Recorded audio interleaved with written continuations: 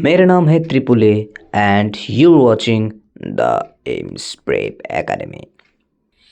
आज हम लोग बायोमोलिकुलर चैप्टर का कुछ शॉर्ट कंसेप्ट के बारे में पढ़ने वाले हैं। सबसे पहले मेटाबोलाइट्स का डेफिनेशन देख सकते हैं। ऑल द सब्सटेंसेस जो कि पार्टिसिपेट करें मेटाबॉलिज्म में, उसी को हम लोग मेटाबोलाइट्स कहते हैं। ये दो प्रकार का होता है, एक होता है प्राइमरी मेटाबोलाइट्स, एक होता है सेकेंडरी मेटाबोलाइट्स। प्राइमरी मेटाबोलाइट्स वो होते हैं जो कि सब में पाया जाता है, जिनका फंक्शन हमें पता होता है। ठीक है, जैसे कि एग्जांपल हम ले सकते क्लोरोफिल, फिर हीम, इसका हमें फंक्शन पता होता है, सब में प्रेजेंट होता है। लेकिन जब हम लोग सेकेंडरी की बात करते हैं, ये सिर्फ और सिर्फ कुछ प्लांट, कुछ फंगल और माइक्रोबियल सेल में पाया जाता है। इनका फंक्शन वहाँ पे नहीं पता होता है, लेकिन हम लोग इसको ह्यूमन वेलफेयर के लिए, ह्यूमन का जो भलाई के लिए हम लोग उसको यूज़ कर सकते हैं। जैसे कि रबर हो गया, ड्रग्स हो गए, स्पाइसेस, सैंड्स, पिगमेंट्स, ये सब हो गया, और कुछ का इकोलॉजिकल इंपॉर्टेंस होते हैं। ठीक है, इसका एग्जांपल तुम देख सकते हो फ्लेवोनॉइड्स, एंटीबायोटिक्स, सैंड्स, स्पाइसेस। और एनसीईआरटी में एक टेबल है, उसका वो सारा का सारा सेकेंडरी मेटाबोलाइट्स होते हैं। फिर हम लोग जो कंसेप्ट पढ़ने वाले हैं वो है फिल्ट्रेट और रिटेंटेट क्या होता है। यहाँ पे सबसे पहले मैं देखो दो पार्ट में मैंने डिवाइड किया। फिल्ट्रेट एक होता है, एक होता है रिटेंटेट। जो फिल्ट्रेट होते हैं उसी को हम लोग एसिड सोल्यूबल पूल कहते हैं, या फिर माइक्रोमोलिकुल्स कहते हैं, या फिर माइक्रो बायोमोलिकुल्स कह सकते हैं। और जो रिटेंटेड होता है, जो छन्नी के ऊपर रह जाता है, उसको हम लोग रिटेंटेड कहते हैं, रिटेन हो गया। उसको हम लोग एसिड इनसोल्यूबल पूल भी कह सकते हैं, क्योंकि एसिड में सोल्यूबल नहीं हुआ है ना, ऊपर रह गया। और उसको हम लोग मैक्रोमोलिकुल्स या फिर मैक्रोबायोमोलिकुल कह सकते हैं। क्यों? क्योंकि ये बड़ा साइज में होता है। ठीक है, तो यहाँ पे देखो कुछ चीज़ है। इसका मॉलिकुलर वेट देखो, फिल्ट्रेट का मॉलिकुलर वेट देखो, बहुत ही कम, 18 से लेकर 800 डेल्टन तक, या फिर ऐसा भी लिख सकते हैं लेस देन 1000 डेल्टन। दोनों टर्म एनसीईआरटी पे है, इसलिए मैंने लिख दिया। लेकिन जो रिटेंटेड है, इसका मॉलिकुलर वेट देखो 10,000 डेल्टन, 1000 नहीं, 10,000 Dalton and above.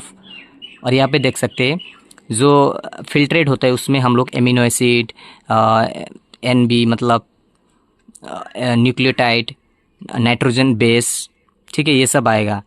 Inorganic component भी आ सकता है, जैसे सल्फेट, फॉस्फेट। और जो साइंटिस्ट लोग हैं ना, उनको बहुत सारे थाउजेंड्स ऑफ ऑर्गेनिक कंपाउंड मिला है यहाँ पे। ठीक है, और यहाँ पे देखो एक मज़ेदार चीज़ ये देखो, amino acid, nitrogenous base, nucleotide, ये लोग मिलकर क्या बनाता है? कुछ बनाएगा कि नहीं?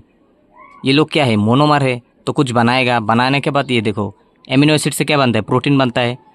यहाँ पे देखो न्यूक्लिक एसिड बनता है अपना, वहाँ से पॉलीसेकेराइड बनता है शुगर से, है ना, लिपिड।